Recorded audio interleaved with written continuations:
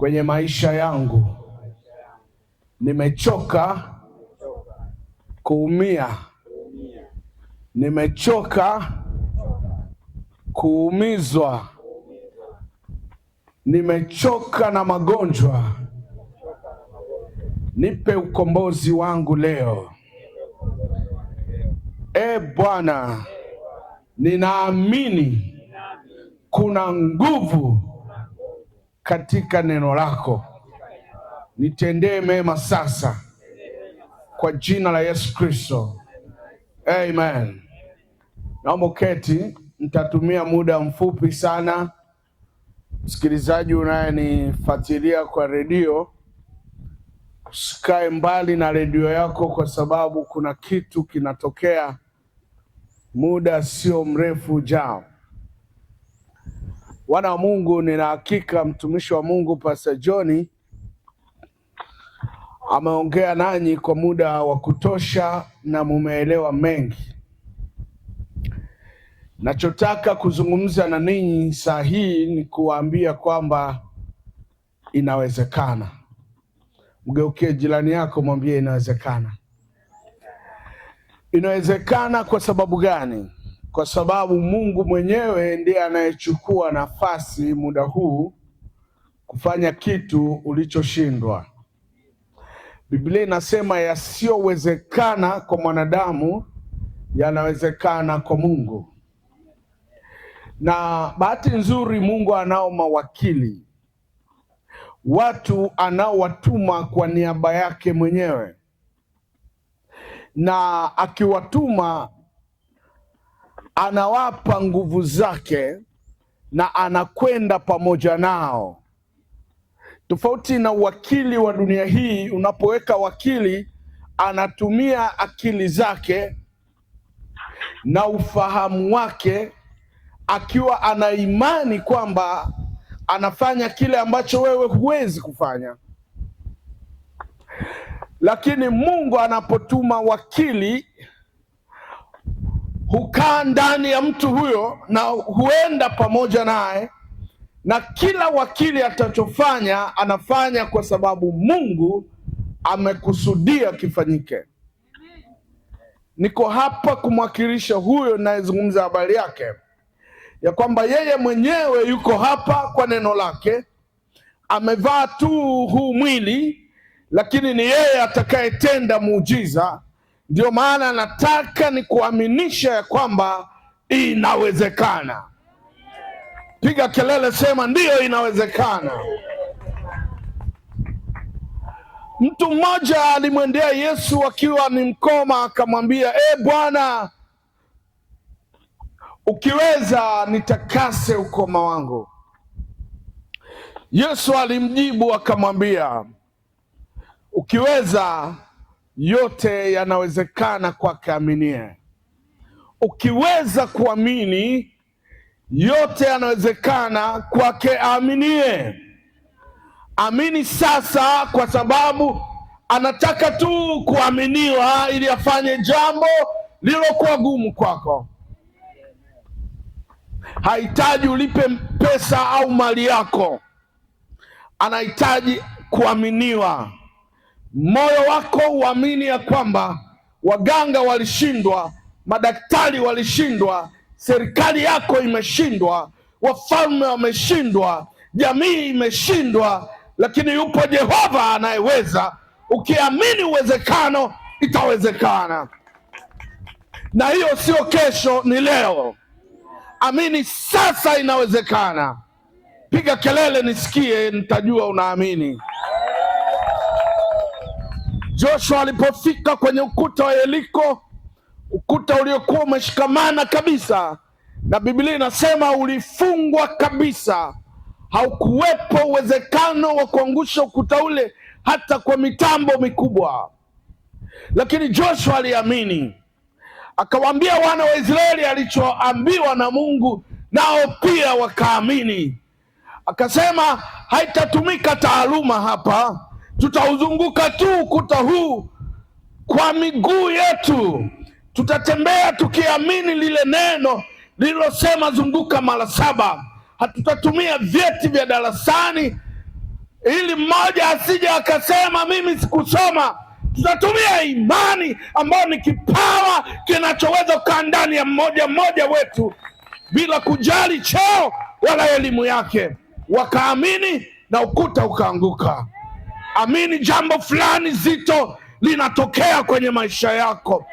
Amini jambo fulani kubwa linatendeka kwenye maisha yako. Na uona uwepo wa Bwana ukishuka juu yako na kuangusha milima ya matatizo iliyosimama mbele yako. Na uona uwepo wa Bwana ukiachiliwa juu yako, na Mungu anatoa njia mahali pasipo na njia. Sijasikia bado kelele za watu walio hai. Bwana Mungu anataka uamini. Amekwisha kukuhurumia, kwa hiyo usilie tena. Amekwisha kuona huruma, ametuma mjumbe hapa. Nisikilize nachokuambia, hautalia tena, hautaomboleza tena, hautadharauliwa tena, hautakopa, utakopesha, sema Bwana. Pokea hiyo heshima iwe juu yako katika jina la Yesu. Oh, Mungu akubariki binti yangu kwa unaamini. Sema naamini. Simama niachilie upako juu yako. Sitaki utie huruma tena, umekwisha kuhurumiwa. Mwambie jirani yako, usitie huruma sasa. Inuka kwa ujasiri. Amini tu. Amini tu. Amini tu. Amini tu. Yote yawezekana. Amini tu. Amini. Oh, amini. Mambo yote wezekana. Amini tu. Naamani aliamini neno la nabii Elisha, akaenda kujichovya kwenye maji ya mto Jordan kama Elisha alivyosema, likatimia lile neno sawasawa na nabii alivyosema. Haleluya, sema amina. Kipofu aliyekwenda kunawa kwenye birika la Siloamu aliamini alichoambiwa, ikawa vile vile kama Bwana alivyosema. Mwanamke mjane wa Sarepta aliamini maneno ya nabii Eliya, ikawa vile vile kama Eliya alivyosema. Itakuwa vile vile kama nabii Joshua anavyosema juu ya maisha yako, kwa sababu hasemi yaliyo yake mwenyewe, bali yale ambayo Bwana ameyatia kinywani mwake. Ni neno la Mungu, lile neno lililosema iwe mbingu ikawa, iweko nuru ikawa. Hilo neno liko hata hivi leo. Ni hili unalosikia litasema juu ya hali yako, na hali yako itaogopa, itaachia. Kama ni hali ya magonjwa itaachia, hali ya maumivu itaondoka, hali ya kukataliwa itaondoka. Liamini hili neno, ni neno. Bwana asema hivi. Sema neno la Bwana litatimia vile vile kama Bwana alivyosema. Haleluya, sema amina. Neno la Mungu linathibitika. Inua sasa mikono yako juu, niseme juu ya hali yako kwa mamlaka niliyopewa. Hali yako ya magonjwa inaelewa ninachosema.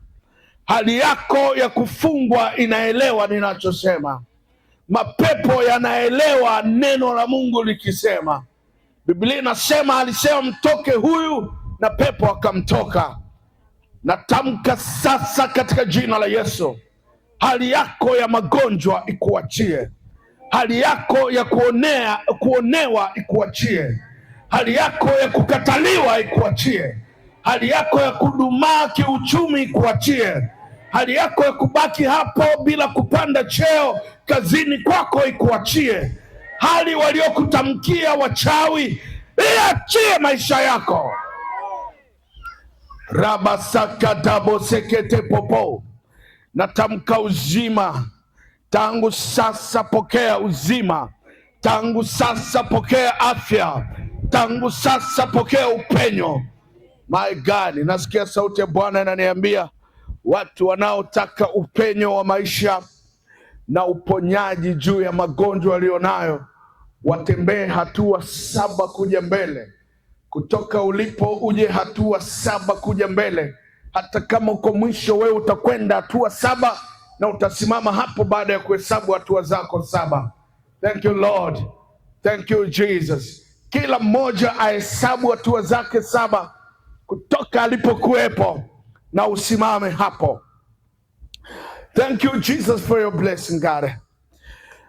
Baba, asante kwa mamlaka hii. Sasa ninaona nguvu za giza zikiachia maisha ya watoto walioonewa sana.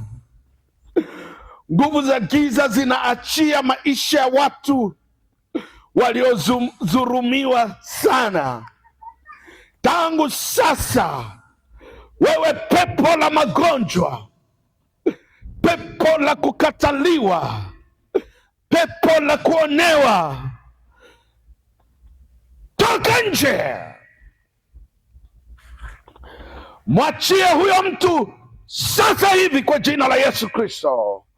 Au wanaoanguka wabebeni, mwalete mbele hapa, tawasaidia wakiwa hapa, maana naona majini yakiachia maisha ya watu wa Mungu kwa mamlaka ya jina la Yesu Kristo. Wewe adui, toka nje huyo mwanaume, nje huyo mwanamke, mwachie mbebe na huyo mlete, walete wote mbele. Naiona nguvu ya Mungu ikitenda kazi. Minyororo uliofungwa usipige hatua kiuchumi inavunjika kwa jina la Yesu. Ikiwa unasikiliza redio na hapo unaona watu wanapiga kelele au wanakimbia ama wanadondoka, elewa nguvu ya neno inafanya kazi. Mtawashikilia tu kumkisikiliza maombi, nao watakuwa huru kwa jina la Yesu. Natamka uwe huru kwa jina la Yesu. Natamka uwe huru kwa jina la Yesu. Tazama, Bwana amesikia kilio chako na anakupa upako wa kupindua kila kilichopinduliwa na adui kwa hila. Nguvu yako imerejea, mweke pale tena. Naiona nguvu ya Mungu ikiponya. Naiona nguvu ya Mungu ikiinua. Naiona nguvu ya Mungu ikiweka huru. Tumbo lako limefunguliwa. Maisha yako yamefunguliwa. Wachawi wameharibiwa. Wachawi wameharibiwa. Hapata kuwa na uchawi wowote utakaozuru tena maisha yako. Mamlaka hii ni ya Mungu. Pokea ukombozi. My God.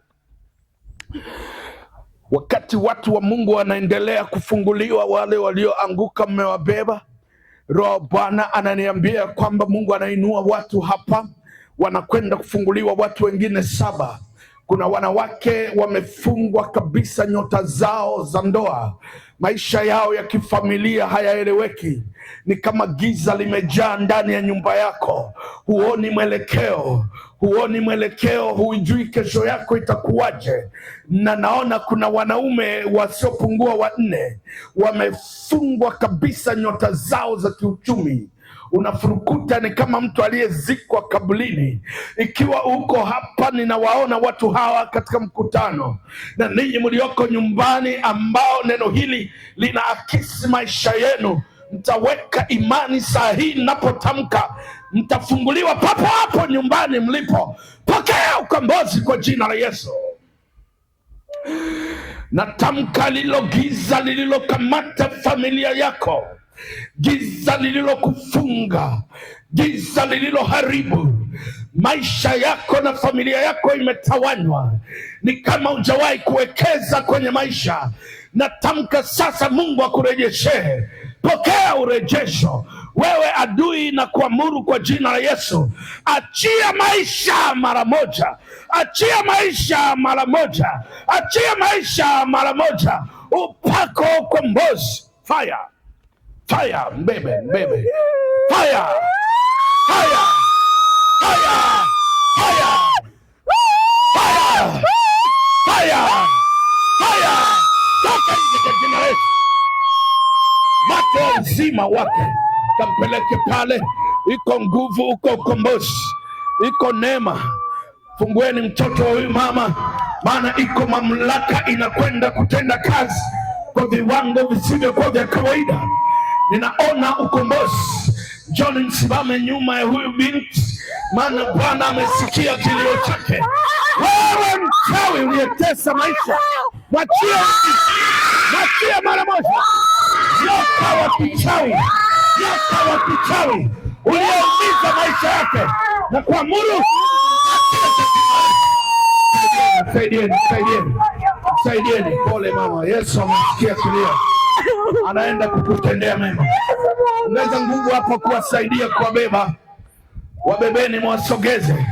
Bwana amesikia kilio cha yule mama, na Mungu amesikia kilio chako vile vile. Anaachilia ukombozi juu yako. Naona presha, shetani amekuletea presha, na natabiri ya kwamba hii presha haina mamlaka tena juu yako.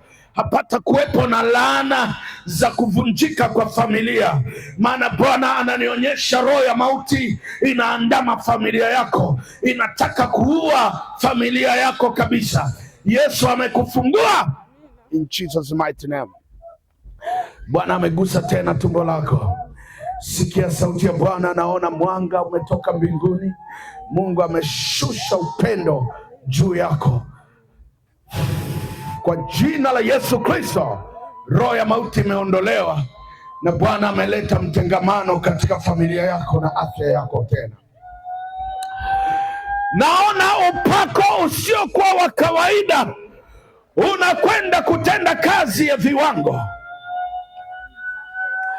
Yes Lord, yes Lord, yes Lord, yes Lord. Inua mikono yako juu. Inua mikono yako juu katika jina la Yesu. Inua mikono yako juu katika jina la Yesu. Inua mikono yako juu katika jina la Yesu Kristo. Inua mikono yako juu katika jina la Yesu. Ninauona mkono wa Bwana ukitenda kazi. Yesu anafanya jambo lisiokuwa la kawaida.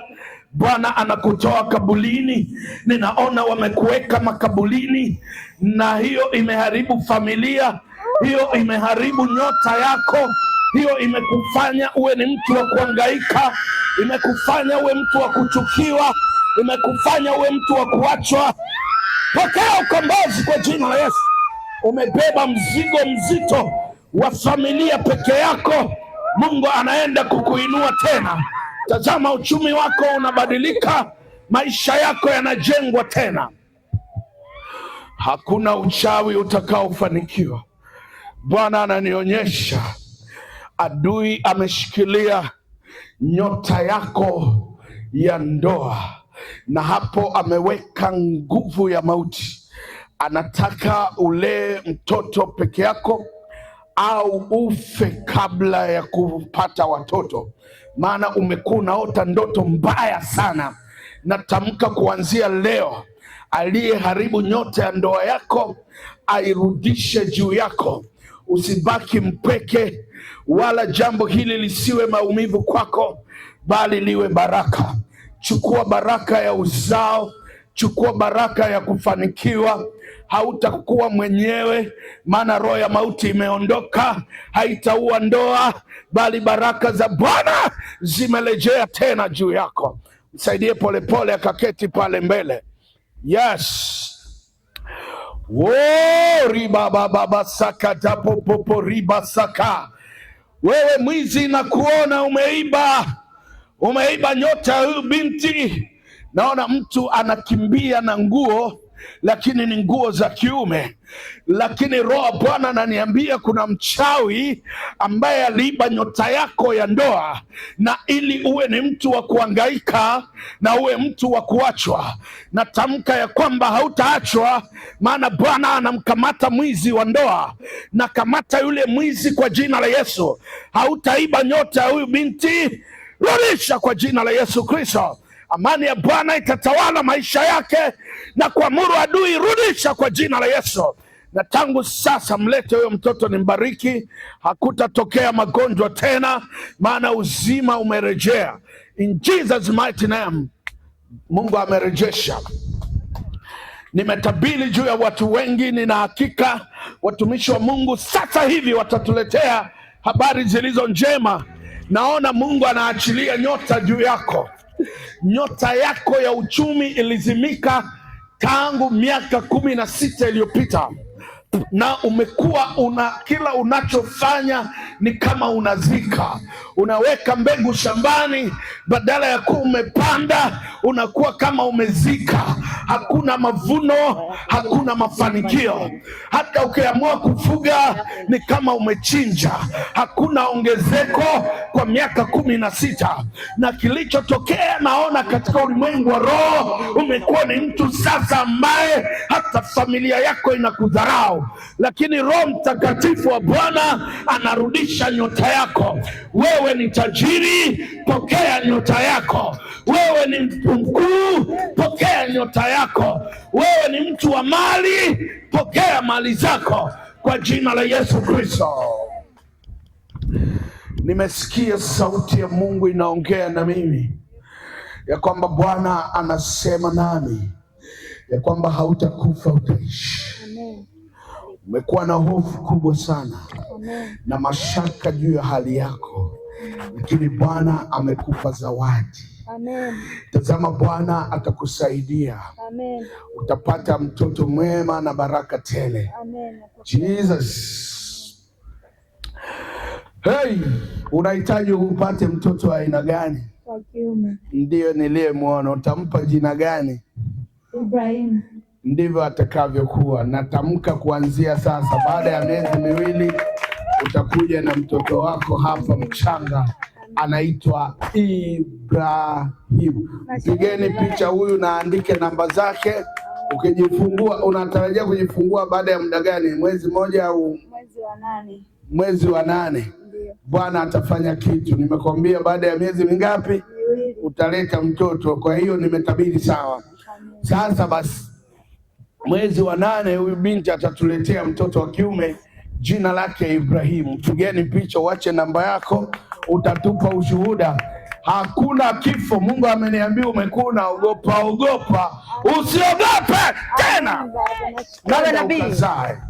Baba Nabii, ndio umetabiri kuhusu huyu mwanamke hapa. Umetabiri kwamba ana shida ya pressure, lakini umetabiri shida kwenye familia yake. Na huyu mama anathibitisha ni kweli kabisa yote uliyotabiri.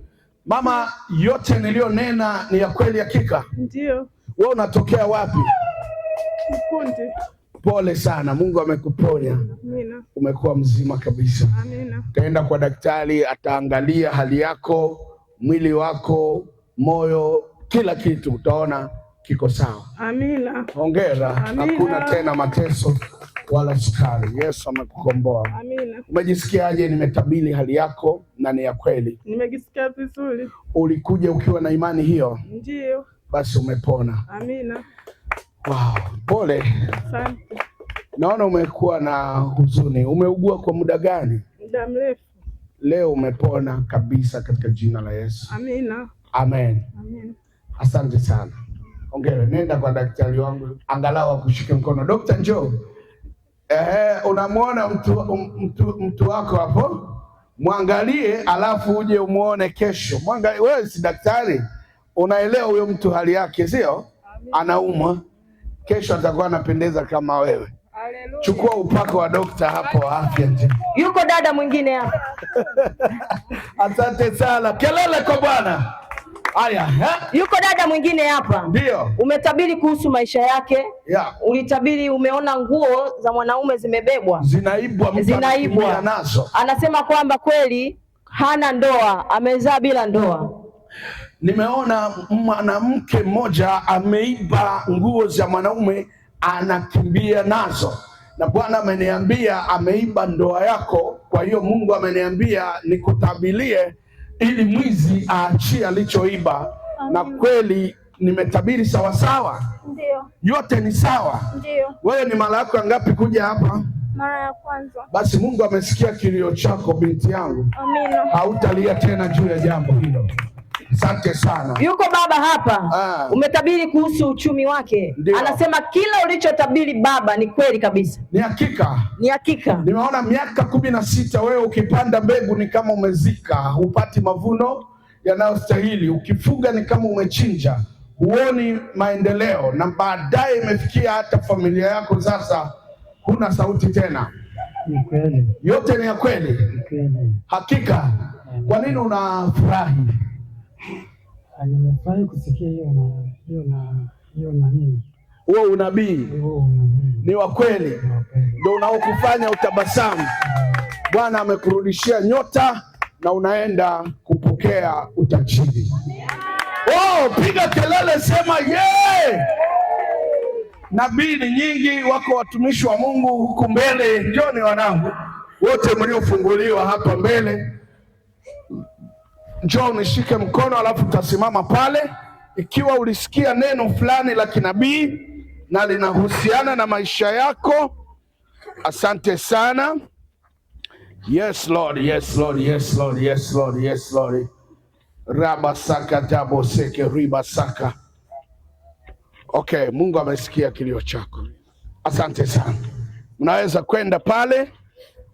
Yale mlioyasikia nikiwa na tabiri, mtaongea na mtumishi naye atatoa ushuhuda.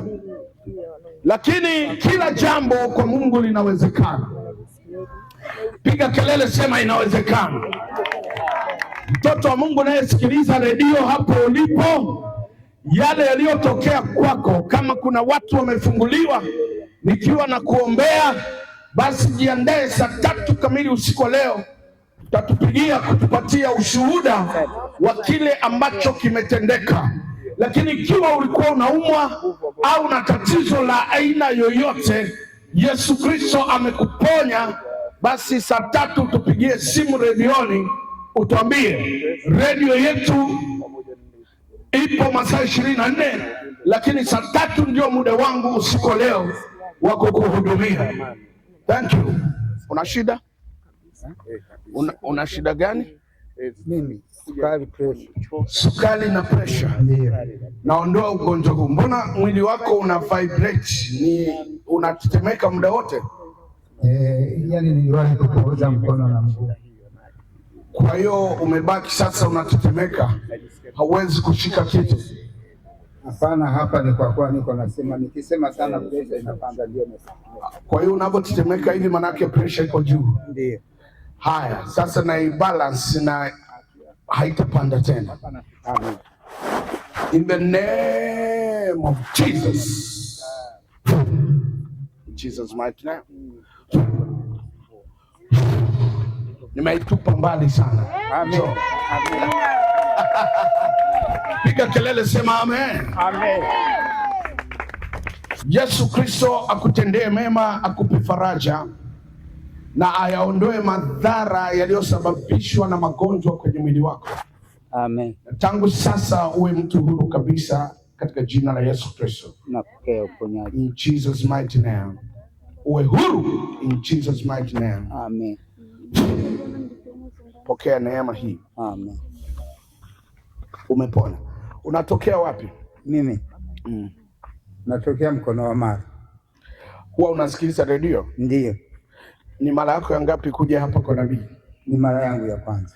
Baada ya kukutamkia neno, maana nimekuona pale unajishikilia, una vibrate. Ndiyo. Naona kama uko normal sasa, uko sawa, lakini nataka uniambie mwenyewe, baada ya kukuombea unajisikiaje ndani yako? Najisikia vizuri, afadhali kabisa, niko safi. Uko safi. Presha hiyo imekutesa kwa miaka mingapi? Imenitesa kwa muda wa miaka 3. Pole baba. Na utakuwa hapa kwenye mkesha leo au naenda utarudi kesho? Naenda, nitarudi kesho. Uwahi kurudi kesho kwa sababu kuna jambo nitakwambia kesho. Amen. Hongera sana. Mpeni Yesu makofi kwa ajili ya huyu mzee. Nilimwona kwa mbali pale anatetemeka kama mtu mwenye kiharusi. Anasema pressure ikiwa imepanda na vibrate muda wote, lakini sasa yuko sawa baada ya neno. Baba nabii. Ndio. Huyu baba anasema alikuja akiwa anaumwa sana. Ndiyo. Anasema ana shida ya sukari. Ndiyo. Lakini pia anasema ana shida ya figo. Na hizo changamoto zimemsumbua kwa muda mrefu sana. Lakini anasema baada ya kumwombea hapa alianguka. Sasa hivi anasema anajisikia vizuri kabisa na mwili wake ni mwepesi. Okay. Sasa nikwambie kitu, au matatizo yote hauna. Amina. Amina. Turudisheni hewani tafadhali. Au matatizo yote hauna. Amina baba. Nashukuru baba. Mungu ananiambia tatizo kubwa zaidi ulilonalo wewe ni milango ya uchumi iliyofungwa. Ni kweli kabisa, ni kweli baba, ni kweli kabisa. Na imefungwa pande zote. Amina baba. Kwa sababu ninakuona katika ulimwengu wa roho. Amina baba. Wewe ni mtu wa ajabu sana, na watu wanaoishi na wewe wangetambua, wasinge kutendea mambo ya kukufadhaisha kama wanayoyatenda. Amina baba, amina, amina, amina. Amina baba. Wewe ni mtu, ni hazina. Ni kweli baba, ni kweli. Iliyofichwa ambayo watu hawajui, kwa sababu na kuona. Ni kweli baba. Umezungukwa na minyororo miguuni, lakini minyororo ya kufungwa ili usipige hatua. Lakini kweli baba, mikononi mwako umebeba kitu kama ile alama ya lavu, ile moyo alama ya moyo ni alama ya upendo. Umeshika kama umbo limechorwa alama ya moyo, ule moyo unaochorwa unaowakilisha upendo. Ndio baba. Umeshikilia. Ndio baba. Lakini na kuona katika ulimwengu wa roho, pamoja na kubeba hiyo love, bado unakutana na mambo ya kukufadhaisha sana yanayosababishwa na watu unaowapenda. Na umetenda mema kiasi ambacho kuna watu wameinuka, wamefanikiwa. Ndio baba. Lakini wewe umebaki pale. Ninaona katika ulimwengu wa roho kuna meza iko mbele yako na kiti kizuri sana. Ndio baba. Ambacho kilipaswa uwe ukalie hicho kiti kuwa ofisa fulani. Alafu minyororo imefungwa, kiti kiko empty na unajaribu kufika pale. Ni kweli baba. Watu wanazuia kichawi baba. Ni kweli. Unapambana kwenda pale. Ni kweli baba. Lakini umekuwa unasaidia watu wengi. Ni kweli baba. Unashauri watu wengi. Umebeba huruma, lakini unalipa mabaya. Ni kweli baba. Bwana ananiambia hilo ndio tatizo kubwa lililofunga maisha yako. Na ile minyororo inakatwa kwa neno la Bwana, nawe utakwenda kupaa. Kazi yako njema itakumbukwa, fitina itaondolewa, unapewa heshima. Ni kweli baba. Hiyo heshima Ni kweli baba. Ni kweli baba. Ni kweli baba. Ni kweli baba. Ni kweli baba. Ni kweli baba. Mimi ni mtumishi baba. Ndio. Ni mtumishi wa serikali. Ndio. Mimi ni mhandisi wa majengo, injinia wa majengo. Ndio. Ni kweli baba. Umeshikiliwa, wewe ulitakiwa uwe juu sana. Ni kweli baba. Watu wamekuwa hivi, sikuwa hivi baba. Sasa stress ndizo zimepelekea milango ya hali ya afya yako. Listen to me. Walio kuloga usipige. Kuna meza, kuna kiti cha maana sana ambacho ulitakiwa ukalie pale, lakini umebaki eneo muda mrefu unalia. Watu wanakuja, wanapanda, wanakuacha pale. Ni kweli baba. Lakini umetenda mema. Listen to me. Ni kweli baba. Mungu anaenda kukuinua juu. Mamlaka zitakutaja. Faili lako litakumbukwa juu ya mema ulioyafanya, na dhambi yako imefutwa. Bwana amefuta magonjwa. Inuka. Amina. Nina mwaka mmoja baba, nina mwaka mmoja. Hicho kwenye kiti sijagusa, sijafika ofisini. Unarudia kiti chako. Amina. Amina. Unaona unabii.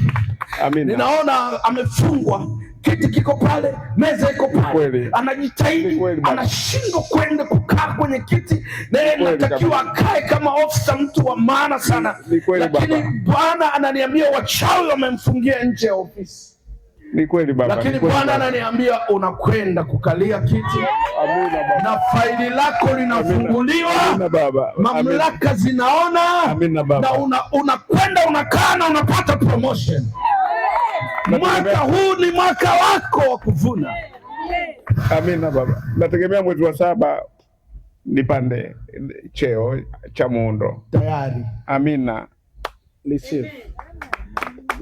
Amina. Amina. Nimewatupia wachawi figo mbovu, kila kitu kibovu kwa jina la Yesu Kristo. From today, kuanzia leo, asema Bwana, hautakwenda kwa daktari kutibiwa. Utakwenda kwa daktari kuthibitisha ukuu wa Mungu. Asante baba. Asante baba. Hongera sana. Nashukuru. Asante baba. Pole ndugu yangu. Nashukuru. Asante sana. Unajisikiaje? Nimeweza kutabiri kila kitu sawa sawa baba. Si nashindwa kuzungumza, lakini nataka niwaambie watu wafike kwa baba. Waje hapa kwa Nabii Joshua. Kila kitu kinafunguliwa hapa. Mungu yupo na Mungu anatumia Nabii Joshua kufungua, kuwasaidia watu. Baba, nakushukuru sana. Hongera rafiki yangu. Asante sana. Utakuwa rafiki yangu kuanzia sasa. Amina. Kufuatilia hatua zako. Amina. Na Mungu atatoa upendo. Amina. Hongera sana. Asante sana. Thank you Lord Jesus. Hebu tuinue mikono juu, tumshukuru Mungu. Shuhuda ni nyingi, tutapata nafasi, lakini nataka nimshukuru Mungu kwa sababu ya macho ya kiroho aliyonipa. Ninachoshukuru Mungu ni kwamba anafanya maajabu ambayo hata mimi mwenyewe yananishangaza. Nimesikia sana juu ya habari za manabii wa uongo duniani.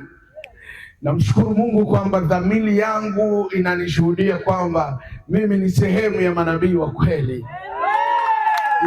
Kwa sababu information ninazozipata kuhusu watu, taarifa za watu zinanijia nikiwa madhabahuni na naweza kuongea na watu. Baba, asante kwa heshima hii ulionipa. Asante kwa sababu umenituma niwe mtumishi wako. Ninakushukuru kwa ajili ya watu uliowaponya kabisa siku ya leo, ya kwamba hawatasimulia tena kuhusu magonjwa yao, maana historia hiyo imefutwa. Asante kwa kuikata minyororo ya ofisa huyu wa umma anayekwenda tena kwenye kiti chake, na mara akikaa anapewa tena promotion, naye amekiri ya kwamba hili neno ni kweli sawa sawa. Basi inua imani ya watu wengine wanaonisikiliza wapate promotion katika kila eneo. Wewe unayesikiliza, ulioko hapa na ulioko nyumbani, pokea kuinuka tena. Uende juu ukiwa sio mgonjwa, uende juu ukiwa ni mtu uliyefanikiwa kiroho na kimwili. Pokea upako wa kufanikiwa katika jina la Yesu Kristo. Sema amen. Imekwisha. Sasa baada ya maombi haya, nitawaomba watu mnaotoka ya mjini, kesho msivunjike moyo, njoni, kwa sababu leo tumechelewa kwa sababu maalum, lakini kesho tunakusudia kuanza mapema na tutamaliza saa 10 tutakuwa tumemaliza. Kwa hiyo shughuli yetu ya kesho hapa inaanza mapema kuanzia saa 3 asubuhi. Mlioko mbali, anzeni kusafiri mapema zaidi. Lakini jambo kubwa ninalotaka ni wasihi wote mnaonisikiliza redioni na mlioko hapa, siku ya kesho kila mmoja aniletee sadaka ya amani. Hii sio sadaka ya malipo. Kumbuka nimetangaza redioni kwamba hatutatangaza tena mchango wa kuingilia kwenye tamasha, lakini tutatangaza sadaka. Haleluya! Nenda mwanangu, kamlilie Mungu wako, alafu mwambie Mungu, nikupelekee kitu gani nyumbani mwako siku ya kesho. Nina hakika Mungu atakupa neema. Mwenye 10,000 njoo nayo, mwenye 50,000 njoo nayo, mwenye 100,000